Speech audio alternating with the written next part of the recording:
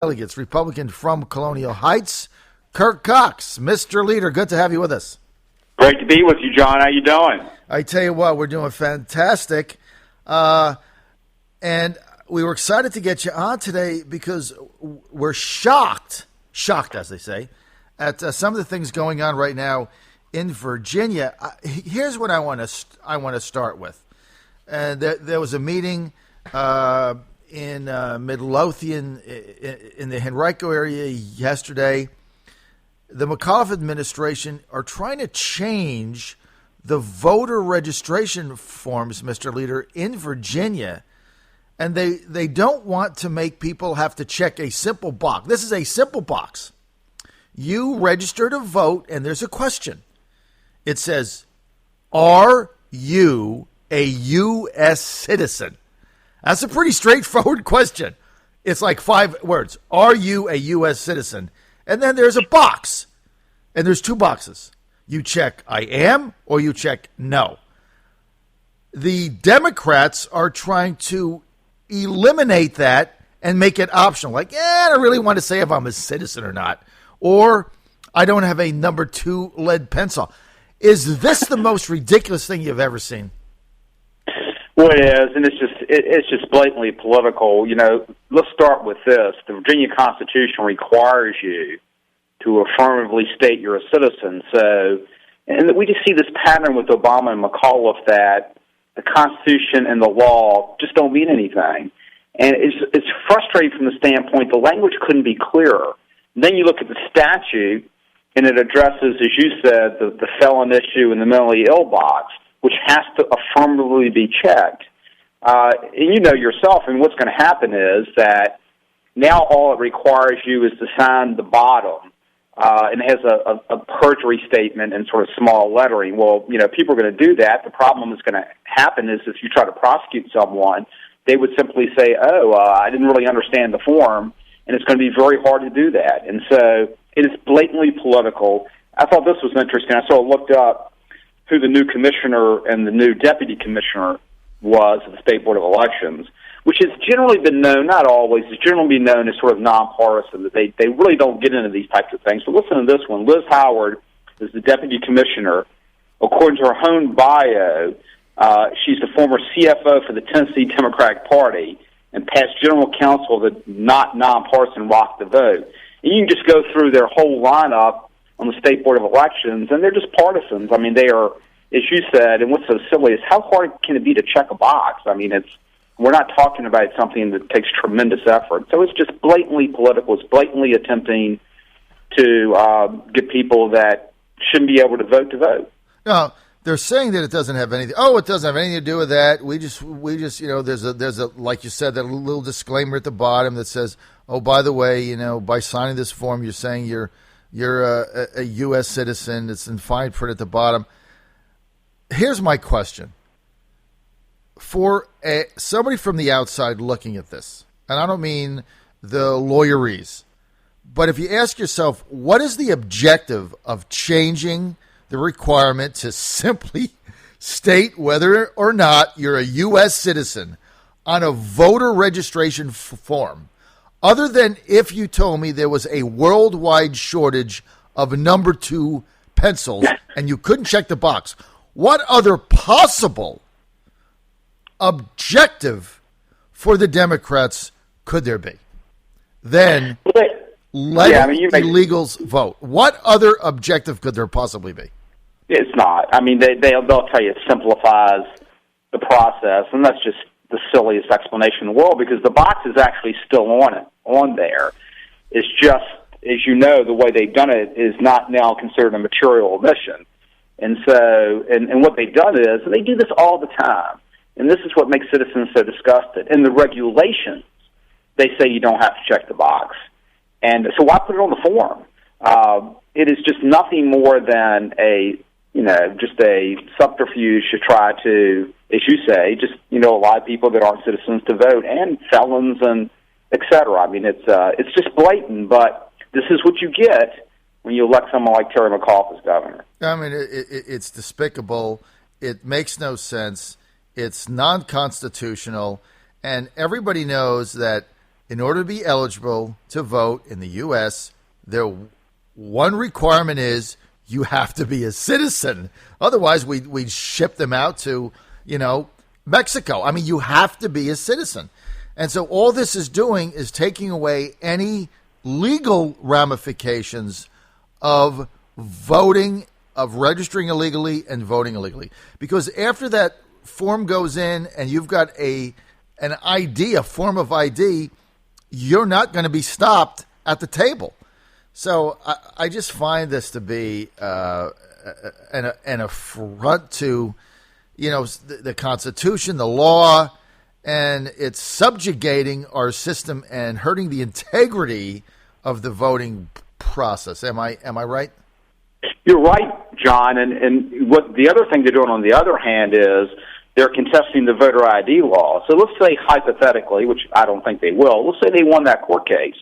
And so now you are this person who doesn't check the box, who now goes in with your voter card, which you've been given because obviously you didn't check the boxes and you're not a citizen. And so then, how do you check on anybody? And so by the same time, they're trying to lessen the standard on that side of the fence. And I thought it was really instructive, if anyone has had a chance at the public hearing that you referenced yesterday, all these registrars, who were generally, in a lot of cases, nonpartisan, I mean, they have incredible statements. I mean, James City said, just because you don't agree with the law doesn't mean that you can write policy to eliminate it. And I love the Montgomery registrar, which in turn developed this form. And it just goes on and on. This is a hot mess. The Chesterfield registrar, which I think sums it up, and this is the last one, when you look at the law regarding whether you are a citizen as a registrar of voters, we need to know that we need an affirmation, an affirmative statement from the vote and from the voter. And what he's saying later on is we have a job to do. We take very seriously our job, and you're compromising the integrity of what we do. And that's serious stuff, I mean, for people that see this as an honorable profession. So it's ridiculous. Absolutely ridiculous. And, what they're, like you say, what they're looking for, they want to turn the voting process into like voting for the starters of the All-Star game. I mean, you could vote as many times as you want. You could vote online. You could stuff the ballot box. You could do whatever you please. And then if you live in Kansas City, you can get all of your starters in the All-Star. I mean, stupid. Okay. I was about to say, you're right. I think Kansas City had 8 stars at one point in the All-Star game. Yeah, well, yeah. And then finally, MLB made a couple big statements out of it, and they were able to change some of them in the end. But had they not done that, the Royals would have had 8 guys starting in the All-Star game. The entire starting 8 is just ridiculous. Okay, let's get to the new Planned Parenthood, the third Planned Parenthood video, prompting now a renewed call by Republicans in your House to probe Planned Parenthood in Virginia. Can you share with our audience what your objective is here?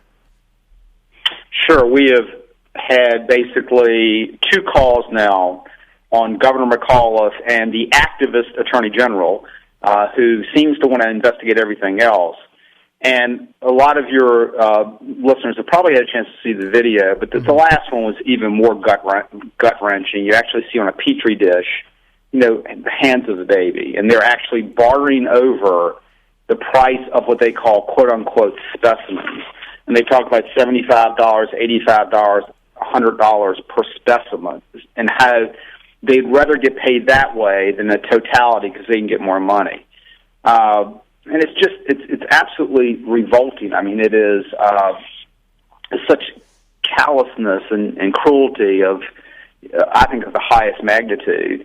And the federal law is very clear, and the state law is very clear that you obviously, cannot sell fetal body tissue. And we also have laws on the book in Virginia against partial birth abortion, which was talked about in the first video.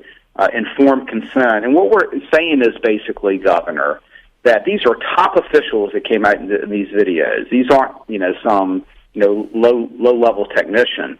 And they are basically talking about, prices and negotiating prices, et cetera. And to take Planned Parenthood's word for it in Virginia, they're not doing it, is the silliest thing I've ever heard of. Mm-hmm.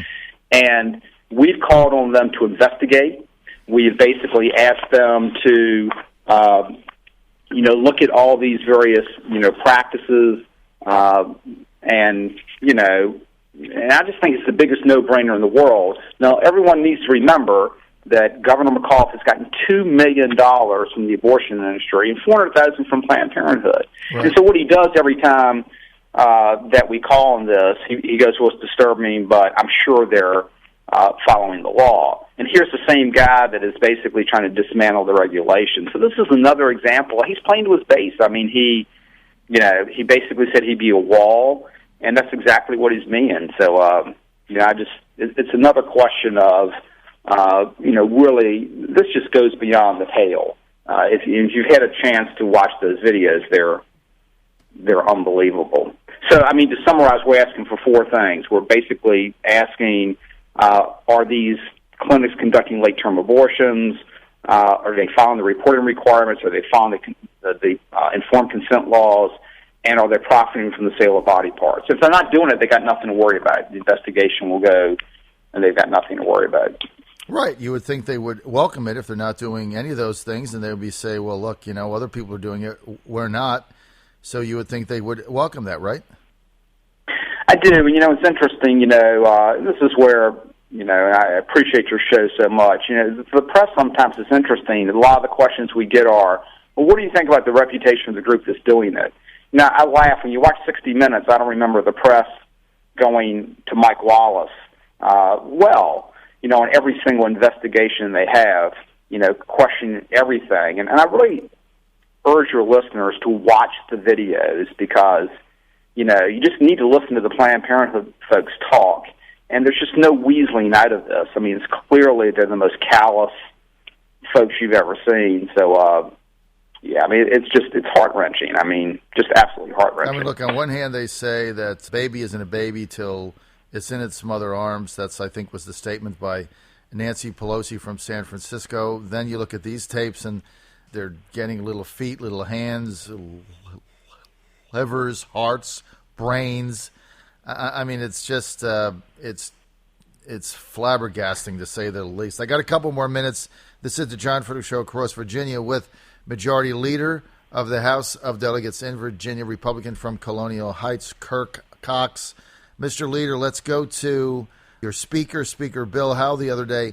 Terry McAuliffe asking for a meeting for redistricting, and once again, leadership, yourself and the Speaker saying just no need for that. We don't know what's going to happen. Can you clarify that for us? Sure. He asked, once again, this is just very political. And that's Terry McAuliffe. If you sort of look at most of his statements, it's all meant to play to his base. But basically, we're talking about the congressional district lines, and the court has, basically said they want us to come back by September 1st and look at making some changes along those lines. We've written a letter to the judges saying that congressional elections are until next year. It's in litigation. It's on appeal. And so it makes a lot more sense for us to come back in November after that appeal has been heard, because think about this. If we come back and redraw the lines and then the appeal basically says you didn't need to do it, you've really caused not only confusion, then basically, you've almost made the appeal moot. So that's a very bad idea. And it's ironic that he keeps calling for an open process, and then he calls us and basically says, hey, why don't you try to cut a deal with me before the process starts? So he's contradicting himself.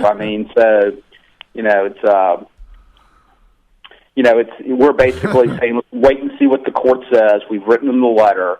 Let's see if they go along with the idea that we can, do this in November. So, that's where that stands. All right. That's a great recap. We want to thank Majority Leader of the House of Delegates in Virginia, Supermajority Leader Kirk Cox, for being with us. Want more info?